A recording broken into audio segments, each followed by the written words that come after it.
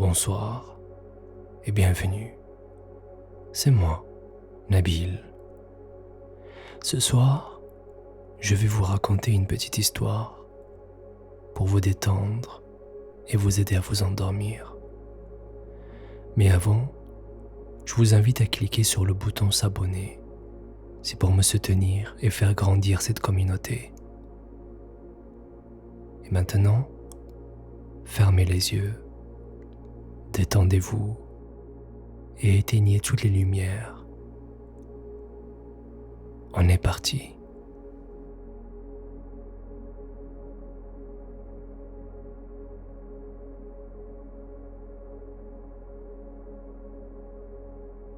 Je m'appelle Daniel et pendant longtemps, j'ai cru que ma vie était déjà écrite. Chaque matin, je me levais à la même heure. Je buvais le même café, dans la même tasse, près de la même fenêtre. Je marchais jusqu'à la gare, par les mêmes rues. Je connaissais chaque pavé, chaque vitrine, chaque visage. Et chaque soir, je revenais par le même chemin, sans jamais lever les yeux. J'habitais une ville où l'on ne voyait plus le ciel. Les lumières des maisons, des lampadaires et des enseignes brillaient si fort que la nuit n'était jamais vraiment noire. Les étoiles, elles, avaient disparu depuis longtemps. Personne ne s'en plaignait, personne ne le cherchait. Et moi non plus, je dois l'avouer. Ce soir-là, un soir d'automne comme les autres, j'attendais mon train sur le quai. Il faisait froid, le vent passait entre les bancs vides. J'avais relevé le col de mon manteau et je regardais mes chaussures, comme toujours. C'est alors qu'une voix m'a parlé. « Tu attends quelque chose d'un jeune homme ?» J'ai tourné la tête. À côté de moi se tenait un vieil homme que je n'avais pas entendu arriver. Il portait un long manteau usé et un sac de toile sur l'épaule.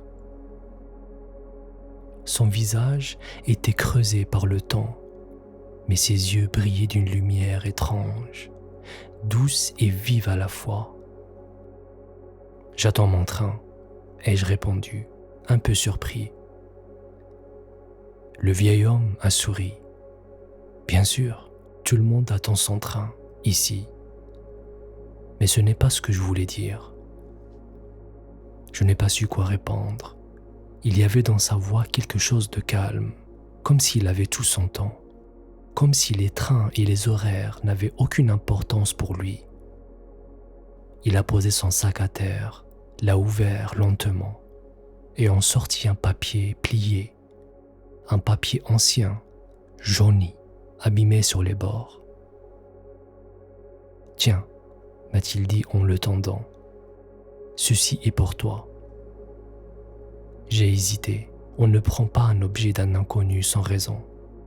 Mais quelque chose dans son regard m'a poussé à tendre la main. C'était une carte. Pas une carte de pays, ni de route. Une carte du ciel. Des dizaines de petits points y étaient dessinés à la main, reliés par de fines lignes, formant des dessins que je ne connaissais pas. Des étoiles, des constellations, tout un ciel oublié, posé sur ce vieux papier. « C'est très beau », ai-je dit poliment. « Mais je crois que vous vous trompez de personne. Je ne connais rien aux étoiles. » « Justement, » a répondu le vieil homme. Il a posé son doigt sur un endroit précis de la carte.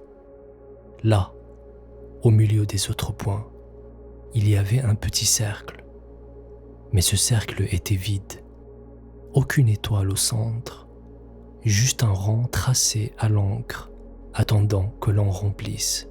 « Celle-ci, » a-t-il murmuré, « tu devrais la retrouver toi-même. » « La retrouver ?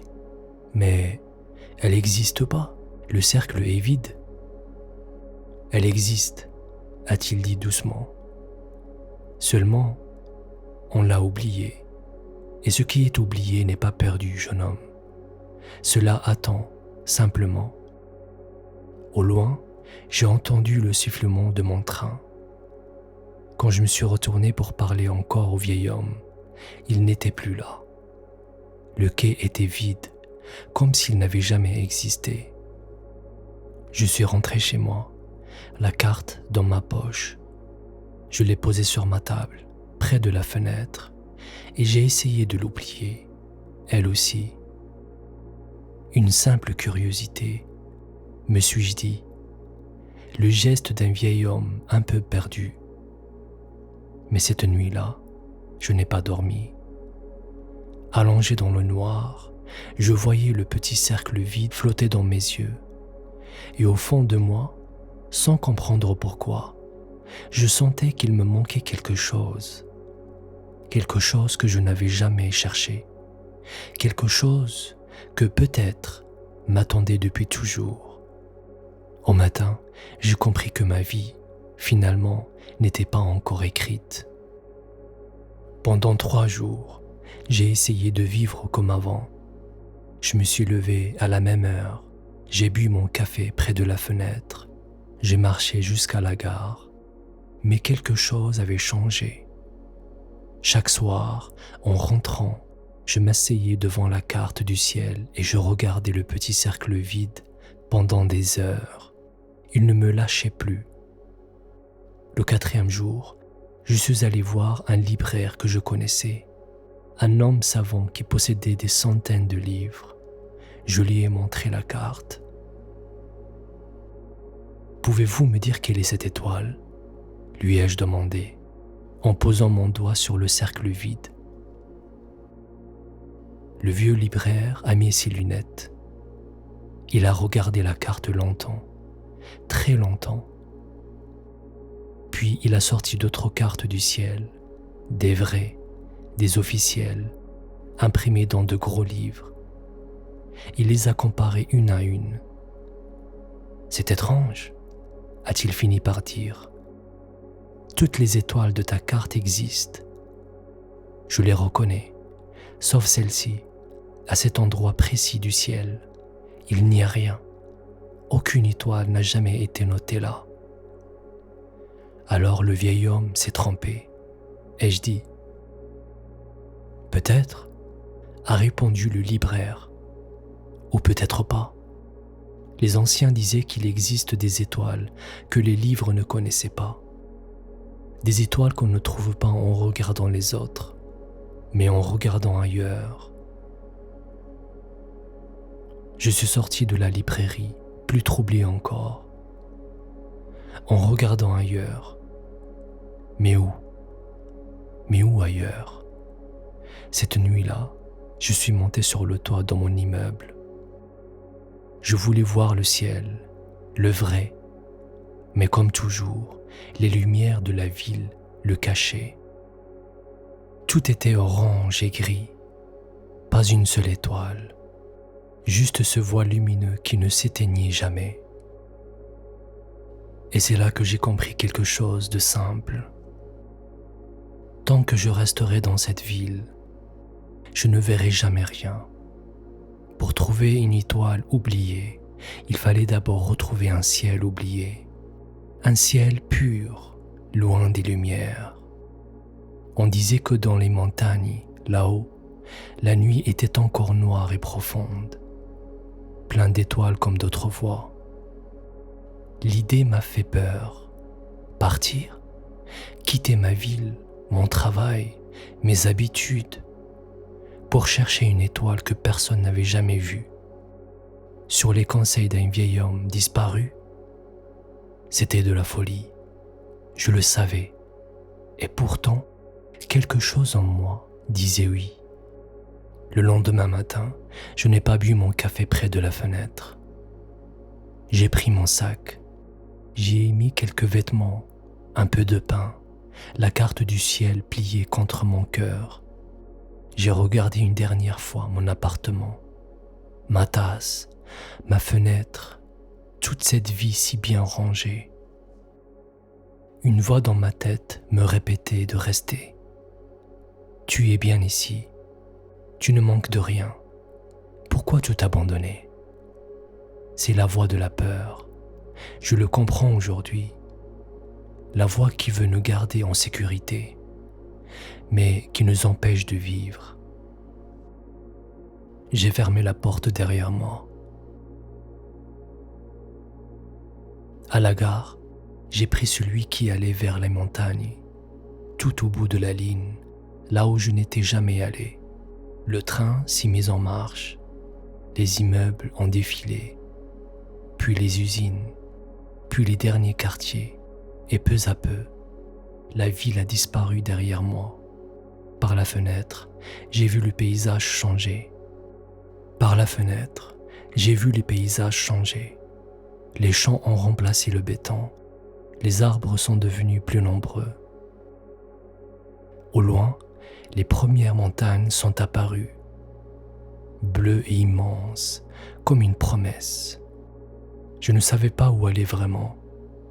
Je ne savais pas combien de temps durait ce voyage, ni ce que j'allais trouver. Pour la première fois de ma vie, je n'avais aucun plan. Et au lieu d'avoir peur, je me suis senti étrangement léger. Le vrai voyage, je crois, ne commence pas quand on part.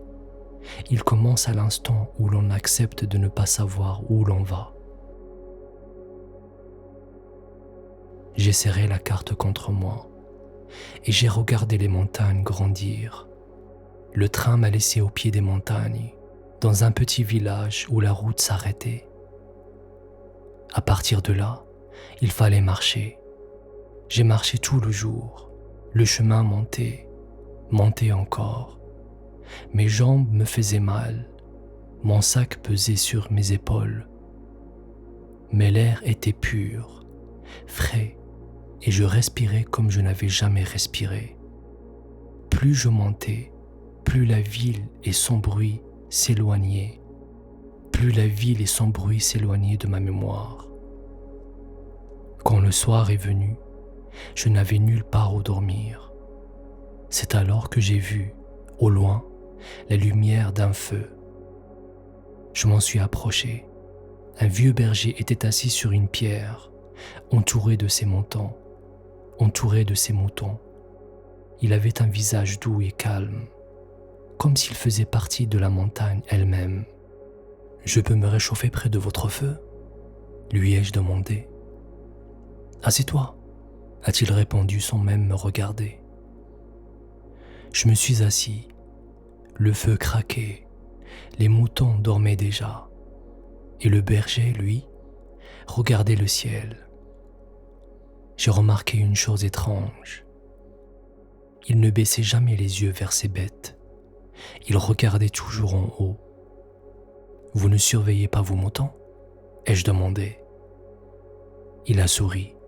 « Mes moutons savent rester ensemble. Ce n'est pas eux que je garde, c'est le ciel. » « Le ciel ? Mais le ciel n'a pas besoin d'être gardé. »« Tu crois ça ?» a-t-il dit. Pourtant dans les villes, personne ne le regarde plus. Et ce que personne ne regarde finit par être oublié. Moi, chaque nuit, je compte les étoiles. C'est ma manière de ne pas les laisser disparaître. J'ai levé les yeux à mon tour. Et là, pour la première fois de ma vie, j'ai vu le vrai ciel. Il était immense, profond, couvert de milliers d'étoiles, si nombreuses que je n'aurais jamais pu les compter. Certains brillaient fort, d'autres tremblaient à peine. J'en avais le souffle coupé. Comment avais-je pu vivre si longtemps sans jamais voir cela? J'ai sorti ma carte et je l'ai montrée au berger. Je lui ai parlé du vieil homme sur le quai, du cercle vide, de l'étoile oubliée que je devais retrouver. Le berger a écouté en silence, puis il a regardé la carte longuement.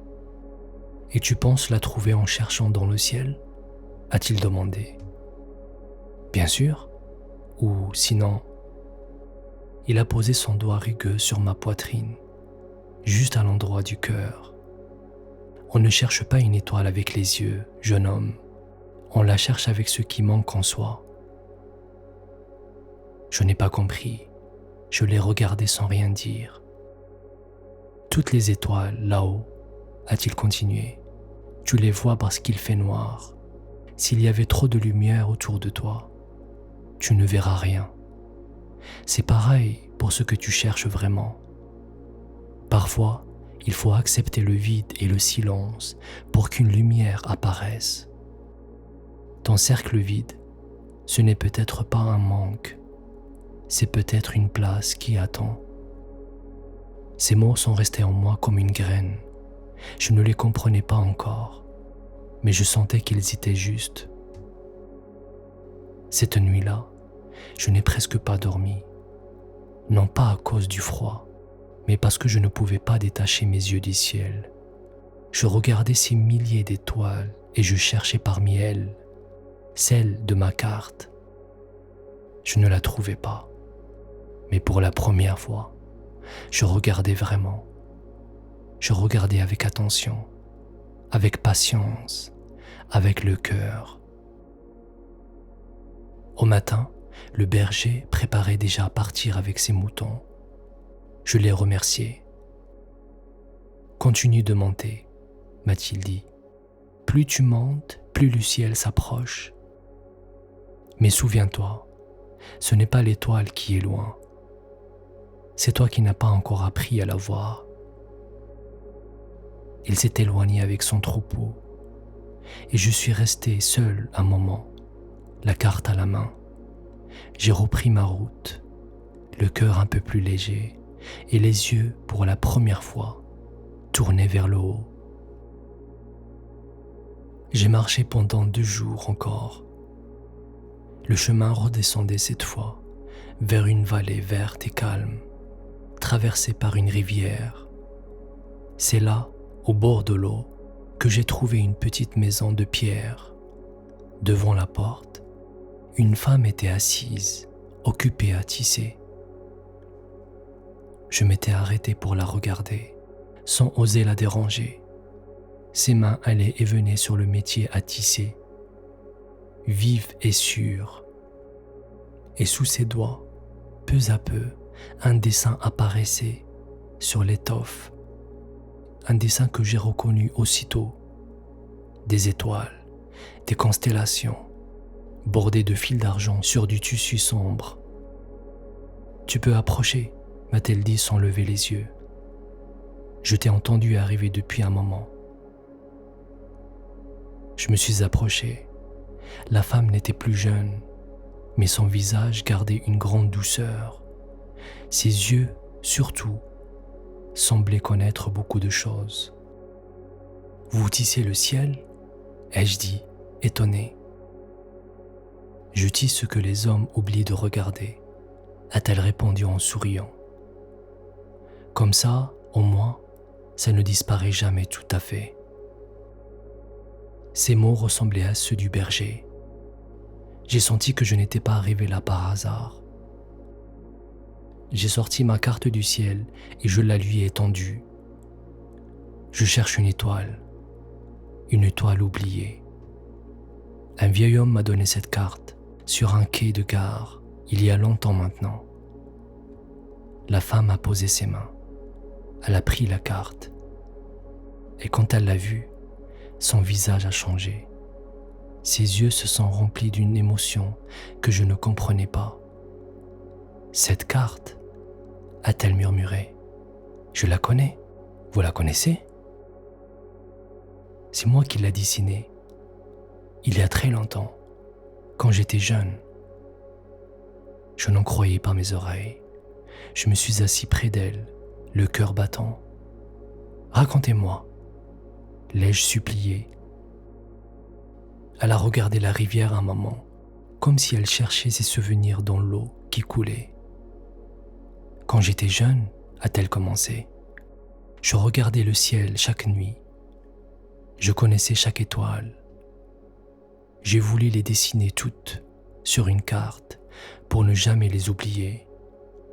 Mais une nuit, j'ai vu quelque chose d'étrange.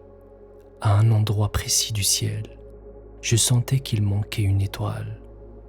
une étoile qui aurait dû être là et qui n'y était pas. Alors j'ai dessiné un cercle vide à sa place, en attendant qu'elle revienne. Et elle est revenue? La femme a souri tristement. Non, car cette étoile-là n'était pas perdue dans le ciel, jeune homme. Elle était perdue dans un cœur. Le cercle que tu vois n'attend pas une étoile du ciel. Il attend celui qui doit la porter. J'ai senti un frisson me parcourir. Que voulez-vous dire? Cette carte, je l'ai donnée il y a longtemps à un voyageur. Je lui ai demandé de la confier un jour à la bonne personne, à celui dont le cœur portait une lumière endormie, une lumière oubliée, comme l'étoile. Elle m'a regardé droit dans les yeux. Et ce voyageur t'a choisi, toi. Je ne savais plus quoi dire. Une partie de moi voulait rire, refuser, dire que tout cela était impossible. Comment une étoile pouvait-elle être dans un cœur? Comment pouvais-je être celui qu'on attendait depuis si longtemps? Vous vous trompez, ai-je fini par dire. Je ne suis personne. Je n'ai aucune lumière en moi. Je suis juste un homme ordinaire qui menait une vie ordinaire. La tisserande a posé sa main sur la mienne. C'est ce que pensent tous ceux qui n'ont pas encore trouvé. Mais souviens-toi, ce n'est pas parce qu'une lumière est éteinte qu'elle a disparu. Elle attend, simplement, comme ton étoile, comme ce cercle vide. Elle m'a rendu la carte. Et avant que je reparte, elle m'a donné un morceau d'étoffe bordé d'une seule étoile, pour que je n'oublie pas. J'ai repris la route, troublé jusqu'au fond de l'âme. Je refusais encore d'y croire, mais quelque chose en moi commençait doucement à se réveiller. Après la vallée de la Tisserande, le chemin est devenu plus dur.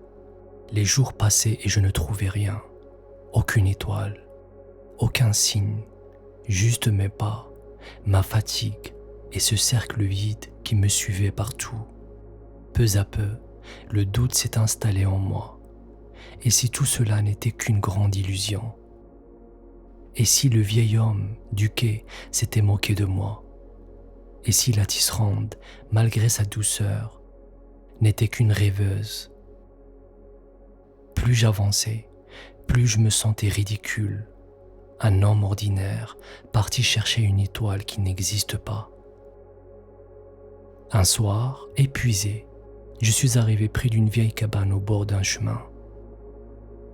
Un homme y était assis, immobile, le visage tourné vers le ciel. Je me suis approché pour lui demander de l'eau. « Bois », m'a-t-il dit en me tendant une gourde, avant même que je parle. « Tu as marché longtemps. » J'ai remarqué alors que ses yeux étaient blancs, éteints. Cet homme était aveugle. Pourtant, son visage restait tourné vers le haut, comme s'il regardait les étoiles. « Vous ne pouvez pas voir le ciel, ai-je dit doucement. Pourquoi le regardez-vous » L'aveugle a souri. « Qui t'a dit que je ne le voyais pas ? J'ai perdu mes yeux il y a longtemps, mais ce jour-là, justement, que j'ai commencé à vraiment voir. » Il a levé la main vers le ciel. Là, juste au-dessus de nous, il y a 3 étoiles alignées. Plus à gauche, une étoile rouge qui tremble un peu. Et tout au fond, une petite lumière, si faible que ceux qui ont les yeux ne la voient même pas. J'ai levé la tête et il avait raison. Tout était exactement comme il le disait. Cet homme sans yeux voyait le ciel mieux que moi.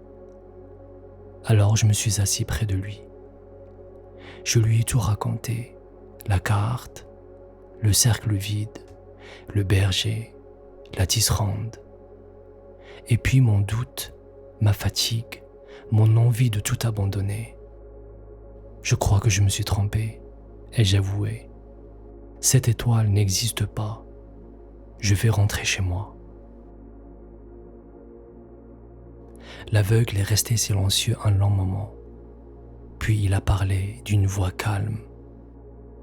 Tu cherches dehors ce que tu as éteint dedans. Voilà ton erreur. Tu lèves les yeux vers le ciel, mais ton étoile n'est pas là-haut. Moi, j'ai perdu mes yeux, et c'est ce qui m'a obligé à regarder en moi. C'est là que j'ai trouvé ma lumière, pas dans le ciel, en moi. Mais je ne sais pas regarder en moi, ai-je dit. Je ne sais même pas ce que je cherche. Alors arrête de chercher avec ta tête, a-t-il répondu. La tête doute, la tête a peur, la tête veut rentrer à la maison. Écoute plutôt ton cœur, lui c'est depuis le début. Ces mots me serraient la poitrine. Une partie de moi voulait y croire, une autre voulait fuir. Je me suis levé, prêt à partir, décidé de rentrer chez moi le lendemain matin, à reprendre ma vie d'avant, mes habitudes, ma tasse près de la fenêtre. C'est alors que l'aveugle m'a posé une seule question, une question si simple qu'elle m'a arrêté net. Dis-moi, jeune homme, de quoi as-tu peur si tu la trouves? Je suis resté immobile. La question résonnait en moi comme une cloche.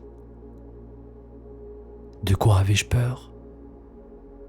Je n'avais jamais pensé à cela. Jamais cru avoir peur de l'échec, peur de ne pas trouver. Mais soudain, je comprenais que c'était l'inverse. J'avais peur de réussir, peur de découvrir cette lumière en moi, peur de ce qu'elle m'obligerait à devenir. Je n'ai pas répondu. Je ne pouvais pas. Je me suis assis de nouveau, le cœur lourd, et je suis resté là, en silence, toute la nuit, près de cet homme qui voyait sans yeux. Au matin, il dormait. Je ne l'ai pas réveillé, mais je n'ai pas pris le chemin du retour. J'ai continué à monter. J'ai monté pendant des heures, peut-être des jours, je ne sais plus. Le chemin était devenu un sentier, puis le sentier avait disparu. Il n'y avait plus de guide, plus de maison, plus personne, juste la pierre, le vent et moi. Plus je montais, plus le monde se vidait. Les arbres avaient disparu, les oiseaux s'étaient tus. À la fin, il ne restait que le ciel et le sommet de la montagne, nus et silencieux. Quand le soir est tombé, je me suis arrêté. Je ne pouvais plus aller plus loin. Je me suis assis sur une pierre, épuisé, et j'ai regardé la nuit venir. C'était la nuit la plus noire que j'ai jamais vue. Pas de lune, pas de lumière, rien que de milliers d'étoiles partout, immenses, silencieuses. J'étais seul, tout en haut du monde, et je me sentais minuscule. J'ai sorti la carte, je l'ai regardée à la lueur des étoiles. Le cercle vide était toujours là, et je ne savais toujours pas quoi y mettre. J'avais marché si longtemps, rencontré tant de personnes, écouté tant de paroles, et j'étais toujours aussi perdu. Alors, dans ce silence total, j'ai fait quelque chose que je n'avais jamais osé faire. J'ai arrêté de chercher dehors. J'ai fermé les yeux. J'ai regardé en moi. Au début, il n'y avait que le noir, le vide. Puis, peu à peu, des images sont remontées. Je me suis revu enfant. Je me souvenais que, petit, j'aimais inventer des histoires, dessiner, chanter, rêver. J'avais une lumière en moi à cette époque. Une joie, une envie de créer, de partager, de briller. Et puis, en grandissant, j'avais eu peur. Peur qu'on se moque de moi, peur de déranger, peur d'être vu. Alors, petit à petit, j'avais éteint cette lumière. Je l'avais cachée. Je m'étais fait tout petit, tout gris, pour passer inaperçu. J'avais choisi une vie tranquille, sans éclat, où personne ne me remarquait. Et j'avais appelé ça être raisonnable. La question de l'aveugle est revenue, claire comme de l'eau. De quoi as-tu peur si tu la trouves? Maintenant je le savais. J'avais peur de ma propre lumière, peur de ce que je pourrais devenir si j'osais enfin briller. Car briller, c'était se montrer. C'était risquer. C'était quitter pour toujours cette vie si confortable où je me cachais. Assis sur cette pierre, dans la nuit la plus noire, j'ai pleuré. Non pas de tristesse, mais parce que je comprenais enfin l'étoile que je cherchais depuis le début. Ce n'était pas une étoile dans le ciel. C'était cette lumière en moi que j'avais éteinte par peur. Le cercle vide, c'était la place que j'avais laissée vide dans ma propre vie. J'aurais pu avoir peur encore. J'aurais pu refuser, comme je l'avais toujours fait. Mais j'étais trop fatigué pour fuir. Alors, pour la première fois, j'ai lâché prise. J'ai cessé de me battre contre moi-même. J'ai cessé de chercher, de vouloir, de forcer. Je me suis simplement laissé être. Et c'est à cet instant précis que j'ai arrêté de chercher, que je l'ai senti. Une chaleur, douce, légère au fond de ma poitrine, comme une petite flamme qui se rallume après être restée longtemps éteinte. Elle ne venait pas du ciel, elle ne venait pas des étoiles, elle venait de moi. J'ai ouvert les yeux. Le ciel était toujours là, immense et noir, couvert d'étoiles. Mais quelque chose avait changé. Ce n'était plus moi qui regardais le ciel. C'était comme si le ciel, enfin, me regardait.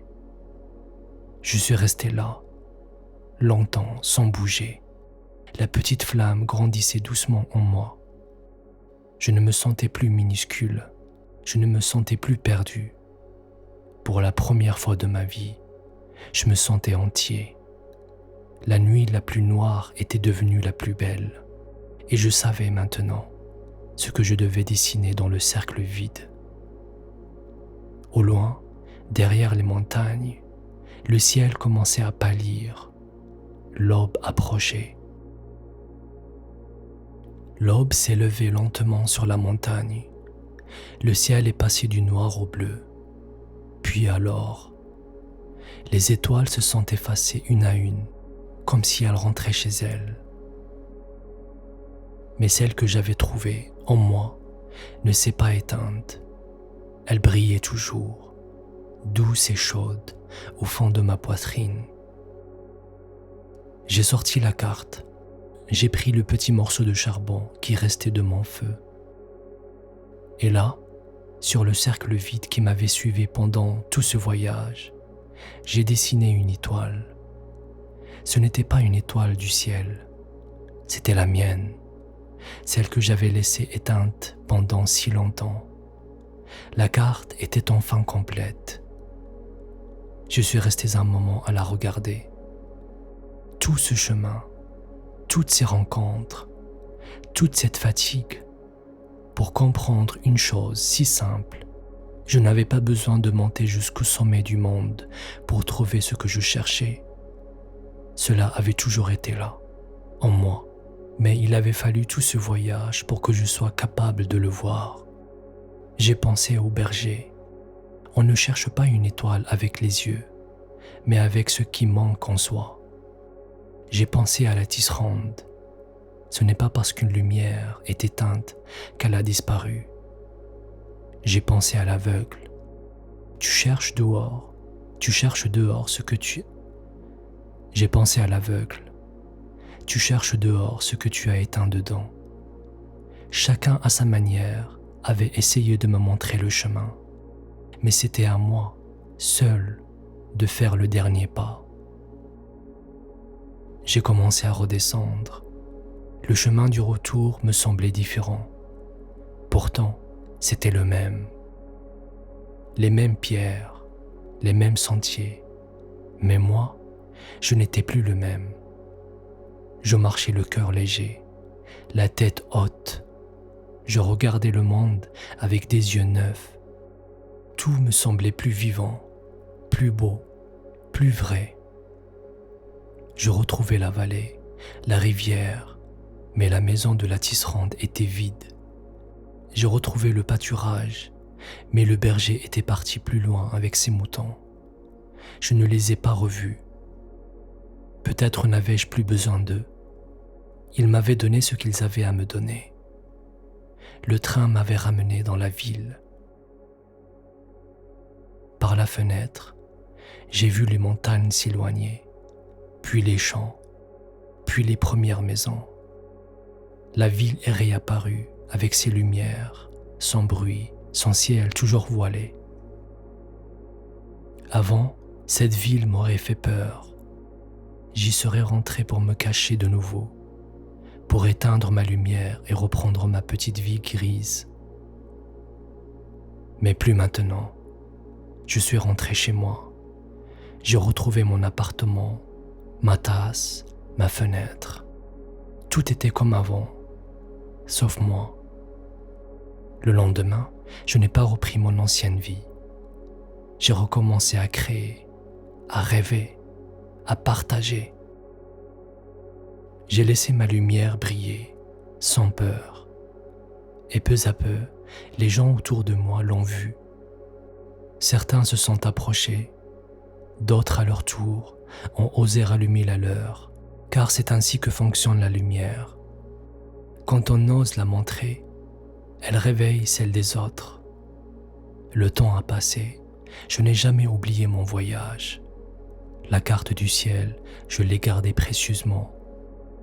L'étoile dessinée dans le cercle. Et puis un soir d'automne, sur un quai de gare, j'ai vu un jeune homme. Il attendait son train, le col relevé, les yeux baissés vers les chaussures. Il avait l'air perdu, comme je l'avais été. Il regardait le sol, jamais le ciel. Quelque chose en moi a su. C'était à mon tour. Je me suis approché de lui. J'ai sorti la carte de ma poche. « Tu attends quelque chose, jeune homme ?» lui ai-je demandé. Il m'a regardé surpris. Je lui ai tendu la carte. Sur le ciel dessiné, il y avait maintenant un nouveau cercle vide. À une autre place, une nouvelle étoile à retrouver. Celle-ci, lui ai-je dit doucement, tu devras la retrouver toi-même. Le sifflet du train a retenti, et tandis qu'il regardait la carte, troublé, je me suis éloigné sur le quai, le cœur en paix. Le voyage continuait. Il continuerait toujours. Car chaque cœur, un jour, doit retrouver son étoile oubliée.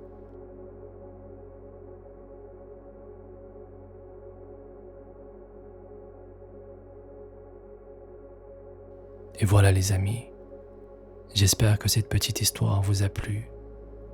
Dites-moi ce que vous en pensez en commentaire. N'oubliez pas de vous abonner, c'est très important. Et quant à moi, je vous retrouve demain à la même heure. Prenez soin de vous. Bonne nuit.